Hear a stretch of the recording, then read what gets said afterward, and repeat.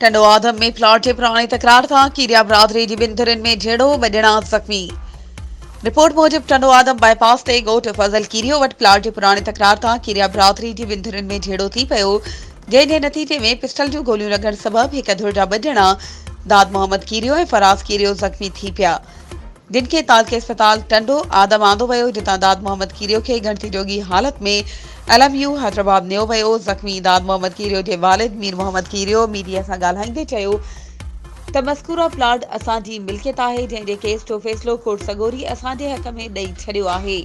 लेकिन जवाबदार बाबू कीरियो, हारून कीरियो, हुसैन कीरियो, अली रज़ा कीरियो